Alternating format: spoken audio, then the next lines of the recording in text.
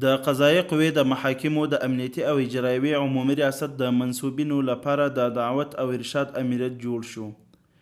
د روان 1445 هجري قمري کال د ربیع الاول میاشتې په 24مه نیټه د قضایي قوې د امنیتي او اجرایوي عمومي ریاست د منصوبینو لپاره د دعوت او ارشاد ریاست ځانګړی امریت جوړ شو. د یاد امریت د پرانستي په موخه غونډه چې د قضایي قوې د امنیتي او اجرایوي عمومي ریاست په انګړ کې جوړه شوې وه او د سترې محکمې د دعوت او ارشاد رئیس حافظ مولوي عبدالعزیز میوندي، د قضایي قوې د امنیتي او اجرایوي عمومي ریاست رئیس الحاج مولوي محمد عوض سعید او د یادو ریاستونو کارکوونکو پکې ګډون درلود. د قرآن کریم د مبارکو آیتونو په تلاوت پیل شوه. د دعوت او ارشاد ریاست مقرر محترم مفتی عصمت الله برهان د یاد امریت د پرانستي په اړه وویل. د اسلامي امارت د زعیم علي قدر امیر المؤمنین حفظه الله د حکم په اساس چې په ټولو دولتي اداراتو کې د دعوت ارشاد په نامه باندې چې کوم ریاستونه په ځینو کې مدیریتونه او امریتونه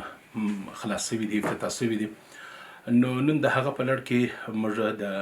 افغانستان د اسلامي امارت د سترې محکمې د قضایي قوې د محاکمو امنیتي او اجرایوي چارو عمومي ریاست کې چې په قصبه کې شتون لري د کابل ښار، نو دلته موږ د سترې محکمې د دعوت ارشاد د ریاست یو امریت پرانستنه وکړ چې لله الحمد دلته به چې کومه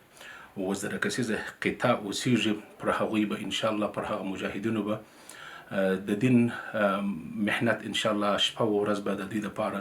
تدریسي چارې و، همدارنګه د دعوت چارې او د دعوت ارشاد چارې او نیکو اخلاقو ته او حسنه اخلاقو ته، همدارنګه د ملت سره او همدارنګه د مجاهدینو په خپل منځي روابطو باندې به انشاءالله همدغه ریاست په خپلو چارو ته دوام ورکوي. نو دا یو ډېر ستره د خوشحالۍ مقام دی چې نن دغه مدیریت پرانستنه په همدغه ریاست کې په همدغه نوموړي ځای کې ترسره شول. د غراض د قضایي قوې د امنیتي او اجرایوي عمومي ریاست رئیس محترم الحاج مولوي محمد عوض سعید د یادې څانګې جوړول ګټور وبلل. وویل د دعوت و ارشاد یو امریت یې دلته پرانستی چې د امریت به انشاءالله دلته په دې ریاست کې نور هم د ریاست د اصلاح دپاره او د مجاهدینو د درس زمینه د مساعده کېدلو دپاره دا به مهم رول ولري او موږ په دې باندې ډېر خوشحاله یو. د سترې محکمې د دې اقدامه څخه موږ یوه نړۍ مننه کوو